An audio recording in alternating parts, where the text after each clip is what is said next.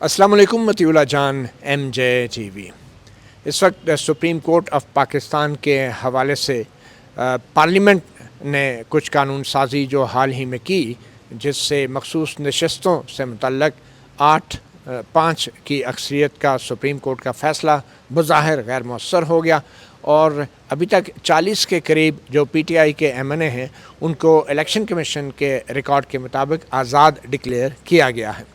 और इसके साथ ही अब ख़बरें ये आ रही हैं कि पार्लियामेंट की तरफ से सुप्रीम कोर्ट में जजों की तादाद बढ़ाने और ख़ास तौर पे 23 करने की तजवीज़ है और ये एक मजवज़ा कानून है जिसको अभी अगले हफ्ते पार्लियामेंट में टेबल किया जाना है।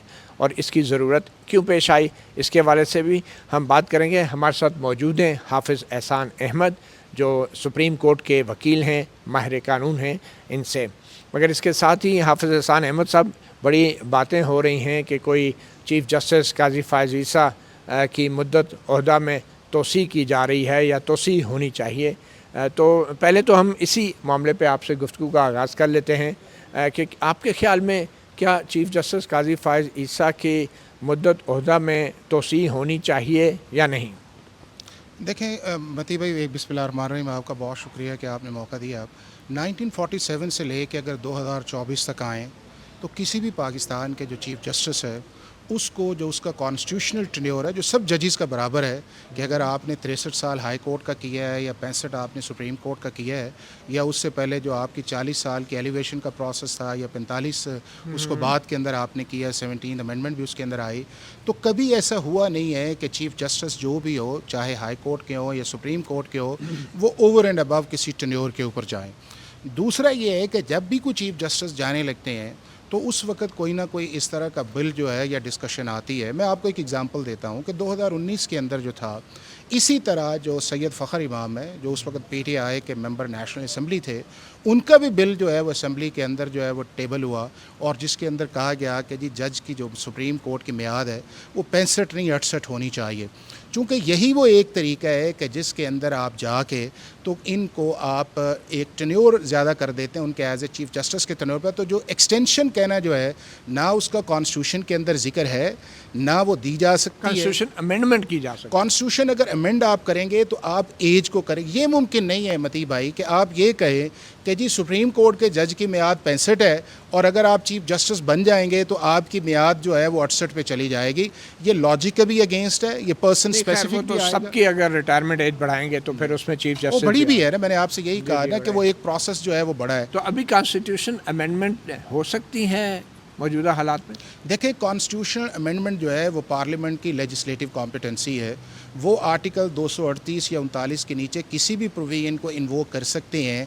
उसका सक्सीड होना एक बात का इशू है और वो आपको 2/3 मेजॉरिटी चाहिए। अगर आप नेशनल असम्बली के अंदर हैं तो आपको 224 चाहिए और अगर आप सेनेट के अंदर हैं तो आपको 73-74 मेंबर्स जो हैं वो आपको चाहिए। तो बिल 74 चूँकि 96 जो है ना, 96 जो है तो उसका 2/3 आपको चाहिए होगा जी। टोटल स्ट्रेंथ सेनेट की कितनी है इस वक्त? 96 कॉन्स्टिट्यूशनली। अब कॉन्स्टिट्यूशन चूँकि जो ज़्यादा मेंबर्स थे आपके फाटा के जो 104 थे वो आपके कम हुए हैं तो उसकी वजह से आया है। तो उसका 2/3 74, उसका 274 है चूँकि ओनली 74 है। इस वक्त 64 है हुक्मरान ताकत के। देखिए वो उसके अंदर अब ये है कि एक जो इम्पोर्टेंट चीज़ आई है वो आपकी आई है आर्टिकल 63 आया हुआ है जो आपकी 18th अमेंडमेंट के अंदर आया था।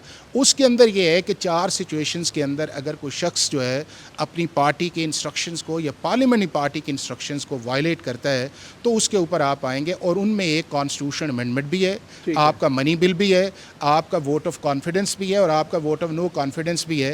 ये सारी चीज़ें जो कॉन्स्टिट्यूशन अमेंडमेंट शामिल है उस कॉन्स्टिट्यूशन अमेंडमेंट जो उसके अंदर शामिल है, उसका वोट शुमार भी नहीं होगा, वो डिस्क्वालीफाई वो भी जो होगा। आपकी जजमेंट आई हुई है आर्टिकल 63A के अंदर, जितनी देर तक वो जजमेंट रिव्यू के अंदर नहीं जाती उतनी देर तक ये है कि वो शख्स जो है अगर वोट कास्ट करता है, वो रिव्यू होनी चाहिए। मेरा ख्याल ये है कि उसके अंदर सुप्रीम कोर्ट ऑफ पाकिस्तान ने रीडिंग इनटू द कॉन्स्टिट्यूशन वाली बात की है।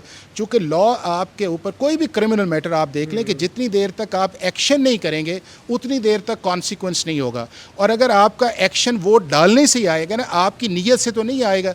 अगर आपने वोट डाल दिया है तो उस एक्शन की सजा जो है कहते हैं कि वोट शुमार होना चाहिए, उसके बाद डिस्क्वालीफाई। और यही आर्टिकल 63 हुकूमत हुकूमत गिर जाए, हुकूमत बन जाए, उसके बाद जो मर्जी होता रहे। नहीं नहीं, देखो मती, एक तो ये है कि वो आपकी एक मोरालिटी उसके अंदर है कि गवर्नमेंट गिर जाए या गवर्नमेंट ना गिरे, वो एक और है। कॉन्स्टिट्यूशन में ये नहीं लिखा हुआ। अगर कॉन्स्टिट्यूशन के अंदर ये नहीं लिखा हुआ तो उसको हमें एज इट इज़ लेना चाहिए। आपने भी ये बात की और चीफ जस्टिस काजी फजीसा भी बज़ाहिर काफ़ी कीन थे कि ये इसका रिव्यू लगना चाहिए। नहीं, आपके सामने देखा बिल्कुल ना सही बात कि है। 62(1)(f) जो आपके सामने आया, वो भी तो ये था ना कि सुप्रीम, उसमें किसी जगह लाइफ टाइम नहीं था कि अगर आपने सुप्रीम कोर्ट का कर दिया तो इसका मतलब ये है कि जितनी देर फैसला है वो रहेगा। तो आपने देखा कि सुप्रीम कोर्ट, लेकिन 63A के हवाले से जो चीफ जस्टिस ये चीज़ है कि 63A एक अच्छा कैब है। अगर पार्लियामेंट जो है, चूँकि देखें ना कि अगर मेरा वोट डाल के जवाब वाली बात है, गवर्नमेंट चली जाती है या गवर्नमेंट एम्बेरस के अंदर आती है, उसका कॉन्सिक्वेंस होना चाहिए।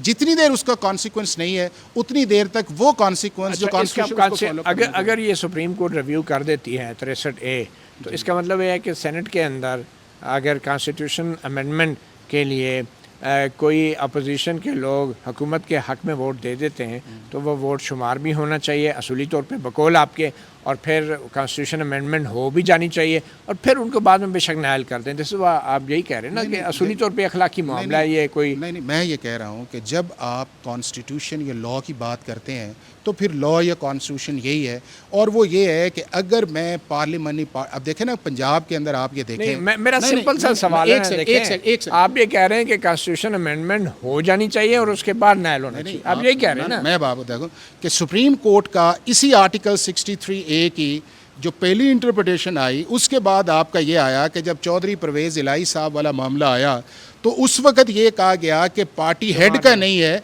पार्लियामेंट पार्टी का है। तो हमारी सुप्रीम कोर्ट भी जो है वो आपको भी पता, ठीक है, मैं समझ गया। आप ये चाह रहे हैं कि 63A को जल्दी रिव्यू होना चाहिए। ना, मैं ये चाहता हूँ कि नंबर 1, पाकिस्तान की सुप्रीम कोर्ट के अंदर कोई भी कॉन्स्टिट्यूशन मैटर आए वो 14 दिन से ऊपर नहीं जाना चाहिए, और उसके बाद डिटेल रीजनिंग आनी चाहिए। 63A के हवाले से आप भी चाह रहे हैं कि इसका फैसला होना चाहिए। हर वो फैसला जो पाकिस्तान की सुप्रीम कोर्ट के अंदर कॉन्स्टिट्यूशनल या एक आम आदमी का है उसको एट अर्ली। आप दूसरा आ जाए, ये जो मखसूस नशस्तों के हवाले से सुप्रीम कोर्ट का फैसला आया है, मुख्तसर हुक्म आया, अभी तफसीली हुक्म आना है, तो इसके ऊपर जो इलेक्शन कमीशन ने मुकम्मल तौर पे अमल नहीं किया, और अभी भी 40 के करीब PTI के जो MNAs हैं कौमी असम्बली में, 41, एक तो डेथ होगी, पीछे 40 रह गए, उस पर दोबारा इलेक्शन होगा या जो भी, तो 40 के करीब जो MNAs हैं वो अभी तक टेक्निकली और लीगली वो आज़ाद हैं।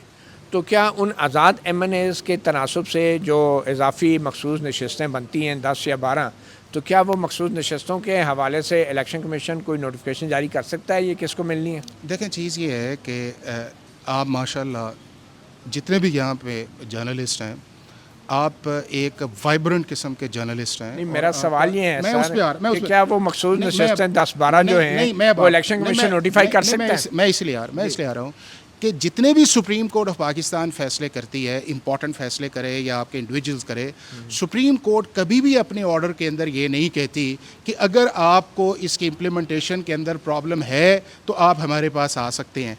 अगर सुप्रीम कोर्ट ऑफ पाकिस्तान ये एक लाइन ना लिखती तो इलेक्शन कमीशन ऑफ पाकिस्तान अगर अमल ना करता तो it tantamounts to contempt of court, और उसके अंदर चीफ इलेक्शन कमिश्नर ने गुंजाइश दे दी ना, आपको गुंजाइश तो है, मान ली बात ना, लेकिन अब टेक्निकली मुझे ये बताया ना कि ये जो टेक्निकली अभी 40 के करीब आज़ाद हैं, तो इनके तनासब की जो बनती हैं मखसूस नशस्तें, क्या इलेक्शन कमीशन उनको नोटिफाई कर सकता है कि हुक्मरान जमात को दे सकता है? नहीं, बिल्कुल नहीं दे सकता। पहले भी मती जो आपकी इलेक्शन कमीशन ने जो फैसला किया था आर्टिकल 51(6) के नीचे जाके, वो दूसरी पॉलिटिकल पार्टीज़ को जो सीट्स दी गई थी बिल्कुल कॉन्स्टिट्यूशनली और लीगली गलत थी। चूँकि आप अगर PTI के ऊपर ये बात करते हैं कि जी उन्होंने एज ए पार्टी के तौर पे इलेक्शन नहीं लड़ा, लिहाजा आर्टिकल 51(3)(6) के अंदर क्वालिफाई नहीं करती, तो ऐसी पॉलिटिकल पार्टी जिसको प्रोपोर्शनल रिप्रेजेंटेशन से सीट मिलनी है उसको किस तरह आप सीट्स देते हैं? और वो फैसला इलेक्शन कमीशन का या हाई कोर्ट का, और उस हद तक सुप्रीम कोर्ट ऑफ पाकिस्तान का बिल्कुल सही फैसला है कि मुझे मेरे हिस्से से ज़्यादा नहीं मिल सकता। आप उन चीज़ों को खाली रखें, चूँकि ये आपकी ओवर एंड अबव सीट्स हैं जो रिजर्व सीट्स हैं। ये भी एक मामला चले तय हो गया है। तो अब ये बताएं कि टेक्निकली स्पीकिंग कि अगर कोई कौमी असम्बली के अंदर किसी किस्म की भी आइनी तरमीम लाई जाती है और उसमें कौमी असम्बली में 2/3 मिलती है, तो सेनेट के अंदर भी टेक्निकली ये पॉसिबल ही नहीं है, क्योंकि अपोजिशन में अब सिर्फ PTI है, और उसके बगैर 2/3 तो पूरी नहीं हो रही। तो आप ये मान रहे हैं कि टेक्निकली कॉन्स्टिट्यूशनल अमेंडमेंट अब बिल्कुल नहीं लाई जा सकती, क्योंकि इलेक्शन कमीशन जो है वो भी इजाफी सीटें नहीं दे सकता हुक्मरान इत्तेहाद को। सेनेट में 2/3 है नहीं है, कौमी असम्बली में भी 2/3 अभी तक पूरी नहीं हुई, तो दोनों हाउसेज में 2/3 होना ज़रूरी है। तो आइनी तरमीम नहीं हो सकती, आप ये रूल आउट कर रहे हैं। देखिए मतलब कॉन्स्टिट्यूशन या लॉ की जो लेजिस्लेशन है उसका मैजिक फिगर है। वो मैजिक फिगर ये है कि अगर मैंने प्राइम मिनिस्टर बनना है तो मुझे 172 वोट चाहिए। अगर मेरे पास नहीं है तो मैं प्राइम मिनिस्टर नहीं हूँ, और अगर मैं वोट ऑफ कॉन्फिडेंस नहीं ले सकता 172 का खारिज है। इसी तरह अगर आपके पास 224 नहीं है और आपकी ख्वाहिश हो सकती है आप बिल भी लेके आएँ, लेकिन अगर आप 224 या आर्टिकल 63A है जो अब तक जजमेंट मौजूद है आप नहीं कर सकते। और तीसरा ये है कि आपका सेनेट जो है अगर उसके अंदर वो जो जिसकी तरफ आपने 41 का इशारा किया है, चूँकि अगर सुप्रीम कोर्ट ऑफ पाकिस्तान ने जो सुन्नी इत्तेहाद काउंसिल का सर्टिफिकेट था उसको रिजेक्ट करके एक रिवाइव किया है, अगर उसको रिवाइव ना करती तो 63A इन पे भी अप्लाई करना था। अब वो भी एक सुप्रीम कोर्ट ने छोड़ा, और मेरा ख्याल है कि रिव्यू के अंदर या उससे पहले जो है डिटेल रीजनिंग एक अच्छी आएगी, चूँकि 2 मेंबर्स जजमेंट आई हुई है।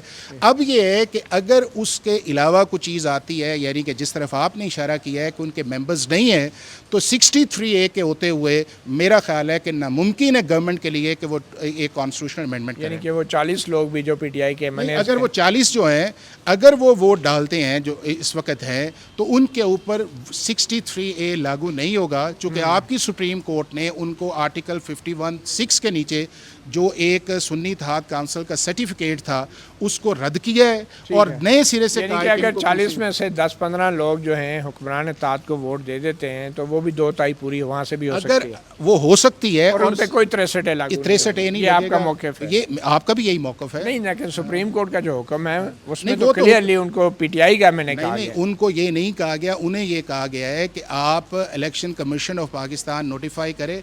नोटिफाई नहीं करें, नोटिफिकेशन का लफ्ज़ है ही नहीं है। कंसीडर करें ना, कंसीडर भी नहीं। उन्होंने कहा है कि 7 दिन। देखिए मैं आपको क्लियर करता हूँ, सुप्रीम कोर्ट ने ऑर्डर में ये नहीं कहा कि इलेक्शन कमीशन नोटिफाई करेगा या कंसीडर करेगा। सुप्रीम कोर्ट ने सिंपल ये कहा है कि जब वो हल्फिया बयान जमा करा देंगे और उनकी पार्टी तस्दीक कर देगी तो इलेक्शन कमीशन ने सिर्फ वेबसाइट पे वो लिस्ट डिस्प्ले करनी है। ये ऑर्डर में ना नोटिफिकेशन है और ना ही उन्होंने कोई ऐसी चीज़। उन्होंने ये कहा है कि आपके पास 7 दिन के अंदर अंदर अगर ये आपको आ जाते हैं पार्टी की भी, और उसके अंदर जो है वो 15 दिन के अंदर आपने फैसला करना है। लेकिन साथ ये कहा है अब उसका फैसला करना इलेक्शन कमीशन ने नहीं करना, फैसला सुप्रीम कोर्ट ने डिक्लेयर कर दिया है कि वो PTI के MNA वो 12 जुलाई का फैसला पढ़ लें, ऐसी कोई चीज़ नहीं। अगर वो होता तो फिर ये था कि सुप्रीम कोर्ट आखिरी 2 लाइंस क्यों लिखती कि PTI भी आ जाए इलेक्शन कमीशन भी आ जाए। उसको लिखने का मतलब ये है कि सुप्रीम कोर्ट इसकी इम्प्लीमेंटेशन जो है उसको फोरसी कर रही थी कि कॉम्प्लिकेशंस आएंगी और हम हाजिर, और इसीलिए 8 मेंबर बेंच भी बना है। आप ये देखें कि उस ऑर्डर के अंदर 8 मेंबर बेंच इम्प्लीमेंटेशन अगर कोई वजाहत हुई इस हवाले से तो ऑब्वियसली उन्होंने कर दी है। जो ऑर्डर है वो बड़ा क्लियर है। अब ये था उसमें कोई नोटिफिकेशन का नहीं कहा, मतलब एक तो ना इलेक्शन कमीशन को फैसले का अख्तियार दिया। पाकिस्तान की कॉन्स्टिट्यूशनल हिस्ट्री के अंदर बड़े बड़े फैसले आए हैं, उनमें एक ये फैसला 12 जुलाई का है।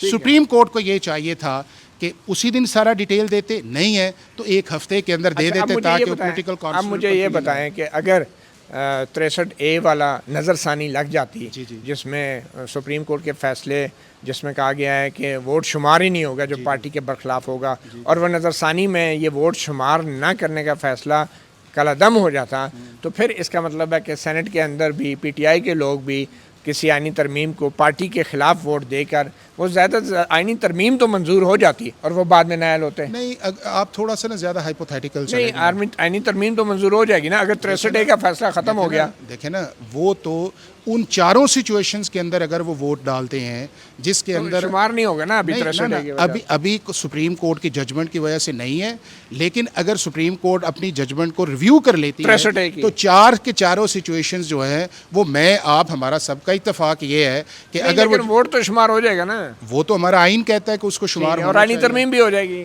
नहीं बिल्कुल तो होते रहते हैं, वो हो जाए ठीक है। बहरहाल जी ये एक बड़ी दिलचस्प बात है। अभी नया जो एक कानून लाया जा रहा है कि जजों की तादाद में इजाफ़ा करना है। आखिर ये जजों की तादाद में इजाफ़ा एक ऐसे मौके पे किस लिए किया जा रहा है कि क्या नए चीफ जस्टिस के आने के बाद ये काम नहीं हो सकता था?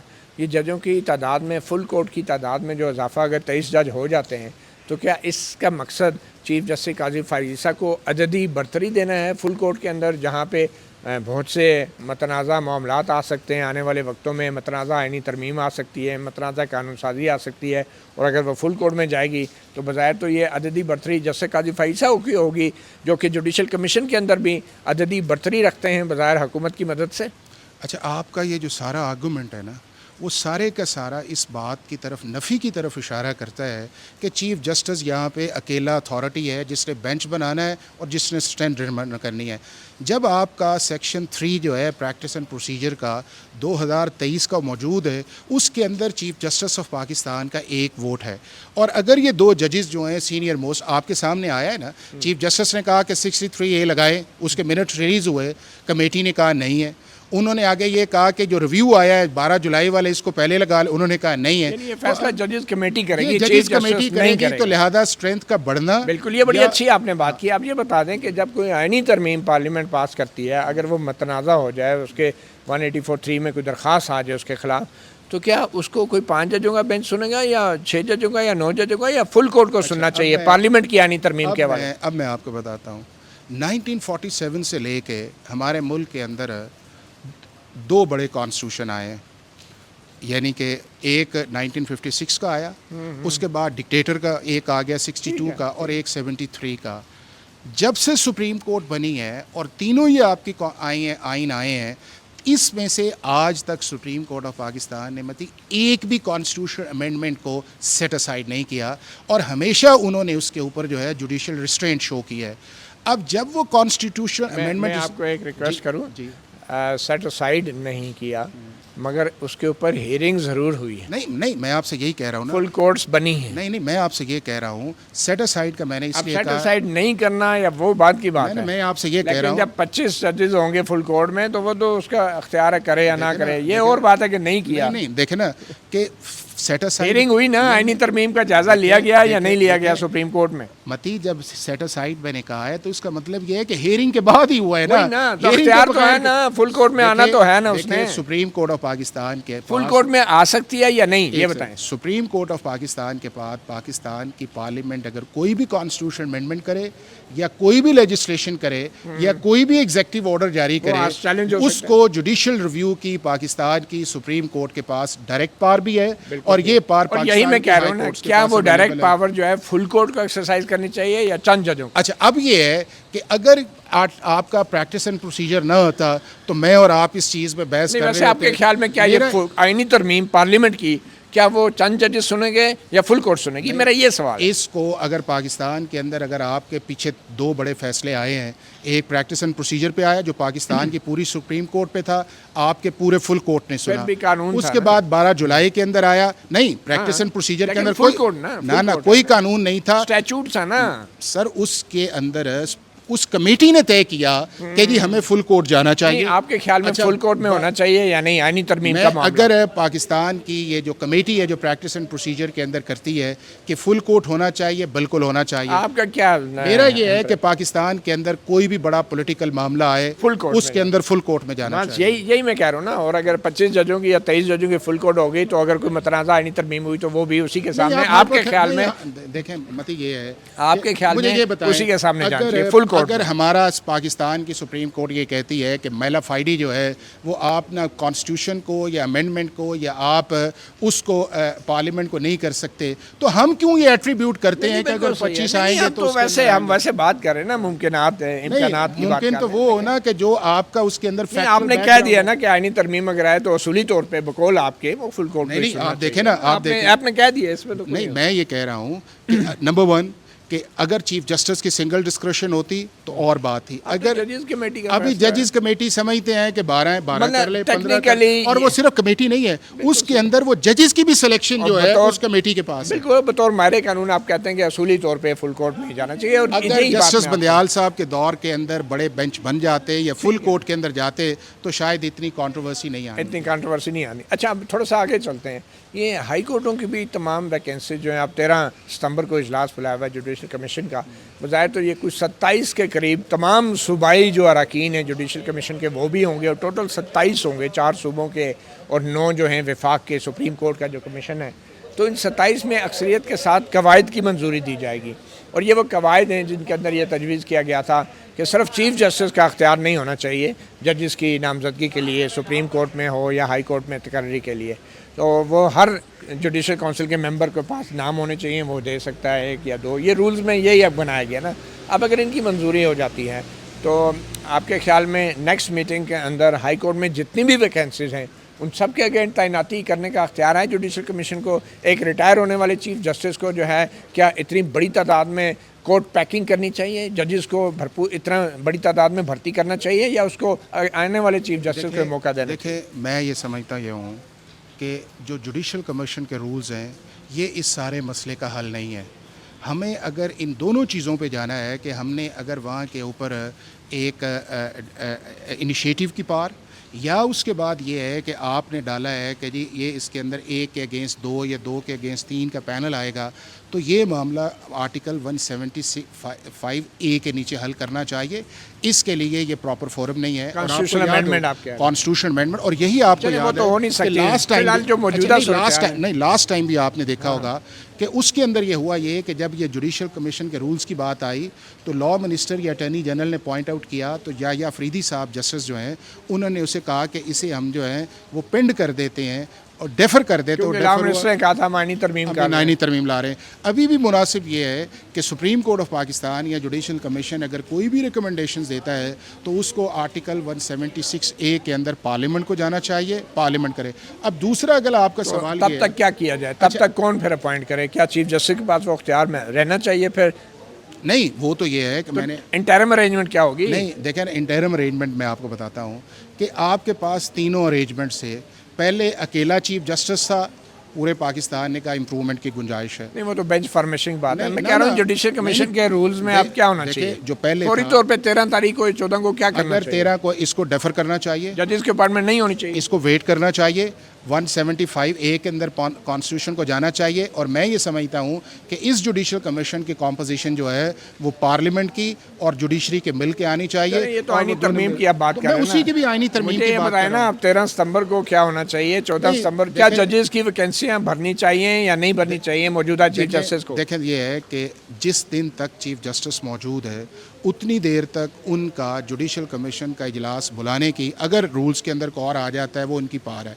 नंबर 2 उसके अंदर ये है कि फैसला उस कमीशन के अंदर चीफ जस्टिस का नहीं है, उसके अंदर वो दूसरे में अगर सारे 8 कह देते हैं, अगर कवायद मंजूर नहीं होते तो फिर तो चीफ जस्टिस ही आप प्रैक्टिस के तौर पे नहीं, वो उसके अंदर चीफ जस्टिस सिर्फ जो है वो हाई कोर्ट के लिए हाई कोर्ट का चीफ जस्टिस इनिशिएट करता है, सुप्रीम कोर्ट के लिए सुप्रीम कोर्ट का करता है। और अगर वहाँ पे जो है मतलब देखें ना, अगर सारे जज ये कह देते हैं कि जी हम इसे नहीं मानते, और कॉम्पोजिशन फ़र्क है कि पंजाब वाला जब आते हैं वो कहते हैं कि जी हम नहीं मानते इन रिकमेंडेशंस को, वो हो चुका है, डेफर हो चुका है। मैं ये कह रहा हूँ आपसे कि इस वक्त जो है आपके ख्याल में लाहौर हाई कोर्ट में जो 20 या 21 के करीब खाली वैकेंसियाँ हैं उन तमाम को फौरी तौर पर फिल करना चाहिए? मेरा ख्याल है कि पैच वर्क में जाना चाहिए।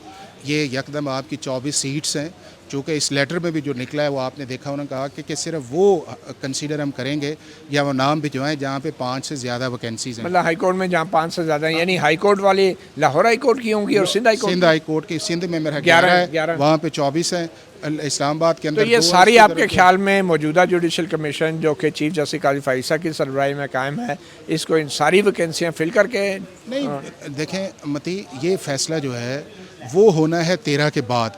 अगर 13 के बाद उस सूबे का चीफ जस्टिस जो है वो कहता है कि मैंने करनी है और जुडिशल कमीशन उसे इंडोर्स करता है, तो अगर हम पार्लियामेंट के ऊपर पाबंदी नहीं लगा सकते कि वो प्रॉस्पेक्टिव हम ये कहें कि वो नहीं कर हाँ पार है, लेकिन क्या फैसला करते हैं कमीशन? मेरा आपके ख्याल में वैकेंसियाँ फिल होनी चाहिए सारी के सारी या नहीं? बिल्कुल होनी चाहिए, और यकदम होनी चाहिए? नहीं, यकदम नहीं, फेज वाइज होनी चाहिए। और लाहौर हाई कोर्ट की या सिंध हाई कोर्ट की स्ट्रेंथ भी बढ़ानी चाहिए।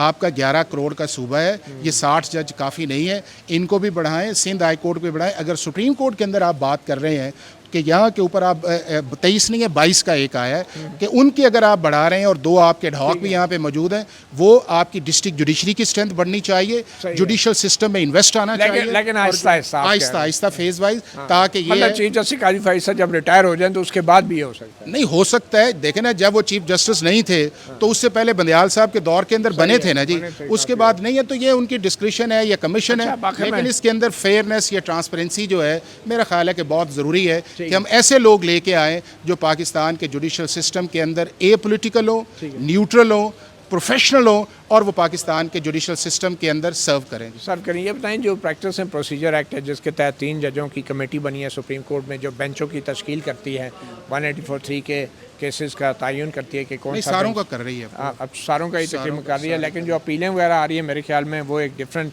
एक रास्ता है उसका। बट एनीवे मुझे ये बताएं कि ये सुप्रीम कोर्ट के जो रूल्स हैं, जो फुल कोर्ट होती है, क्या उन रूल्स में वो तरमीम कर सकती है? क्योंकि प्रैक्टिस एंड प्रोसीजर एक्ट ने भी सुप्रीम कोर्ट के रूल्स में कवायद में तरमीम की है। तो क्या सुप्रीम कोर्ट आप रूल्स अमेंड कर सकती है, प्रैक्टिस एंड प्रोसीजर एक्ट को तब्दील कर सकती है? देखें ये है कि पाकिस्तान का जो कॉन्स्टिट्यूशन है आर्टिकल 191 उसके अंदर 2 तरह के लैंग्वेज है। एक लैंग्वेज ये है कि सुप्रीम कोर्ट अपने लॉ को, अपने सिस्टम को रेगुलेट करने के लिए कॉन्स्टिट्यूशन ने पावर दी है, कॉन्स्टिट्यूशन ने पावर दी, और उसके अंदर कॉन्स्टिट्यूशन ने लॉ का भी जिक्र किया है जो आपका प्रैक्टिस और पाकिस्तान के 73 कॉन्स्टिट्यूशन दोनों को ये अख्तियार है, दोनों को है जी। अब ये है कि जो प्रैक्टिस एंड प्रोसीजर आया है मती भाई, उसके अंदर सुप्रीम कोर्ट के रूल्स को अमेंड नहीं किया गया, उसके अंदर ऐड किया गया ना उसके अंदर ये किया गया है कि जो आपका 184(3) था उसको उन्होंने रेगुलेट किया है, यानी कि आपने अपील दी। दूसरा उसके अंदर ये है कि वहाँ के ऊपर जो कॉम्पोजिशन थी वो उन्होंने ऐड ऑन कर दी कि जहाँ पे आपके रूल्स के अंदर ये था कि सब ने चीफ जस्टिस को इख्तियार दिया था, पार्लियामेंट ने वो इख्तियार चीफ जस्टिस की बजाय 3 को दे दिया। उसके आगे आपने आर्टिकल 188 के नीचे कहा कि जी आप जो है अपना काउंसिल भी चेंज कर सकते हैं, जो सुप्रीम कोर्ट रूल्स के अंदर नहीं था।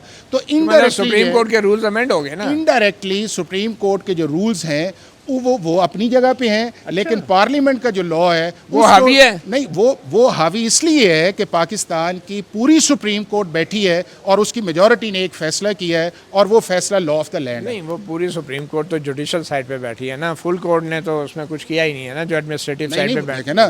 कि जब वो प्रैक्टिस एंड प्रोसीजर का आया था पाकिस्तान के फुल कोर्ट ने लॉ की और पार्लियामेंट की पावर को एग्री किया है ना, पाकिस्तान की सुप्रीम कोर्ट ने ये फैसला किया। आप ये कह रहे हैं कि सुप्रीम कोर्ट जो है प्रैक्टिस एंड प्रोसीजर एक्ट में कोई चेंज नहीं कर सकती? नहीं, प्रैक्टिस एंड प्रोसीजर एक्ट के अंदर अगर चेंज करना है तो वो पार्लियामेंट का काम है, सुप्रीम कोर्ट नहीं कर हालांकि सुप्रीम कोर्ट को कॉन्स्टिट्यूशन 191 में पावर दी गई है कि वो अपने रूल्स बनाए। अगर उसने चेंज करना है तो जो 1980 के रूल्स बने हुए हैं, जो 1973 के कॉन्स्टिट्यूशन में चेंज कर बिल्कुल कर सकते हैं, और वो ऐसी चेंज कर सकते हैं कि जो कॉन्ट्रेरी हो प्रैक्टिस एंड प्रोसीजर बिल्कुल कर सकते हैं, उनकी पावर है। और अगर वो रूल्स बना देते हैं तो मामला कंट्रोवर्सी के अंदर आएगा, और अगर सुप्रीम कोर्ट कह देती है आप कह रहे कर सकते हैं, तो कंट्रोवर्सी में क्यों आएगा? वो इसलिए ये है ना कि फ़र्ज़ किया आपने ये कहा कि वहाँ के ऊपर सुप्रीम कोर्ट दोबारा तय कर देती है कि नहीं जी हमने जो है वो चीफ जस्टिस को मास्टर ऑफ रोस्टर रखना है, हमने वो कमेटी नहीं बनानी। वो नहीं कर सकती, वो कर सकते हैं ना। अच्छा। वो सुप्रीम कोर्ट फैसला कर सकती है, लेकिन उसके बाद ये है कि आप जैसे या कई लोग चले जाएंगे, उसको तो छोड़े ना, आपने कह दिया कर सकती है। एक तरफ जब आपका अपना आर्गुमेंट आता है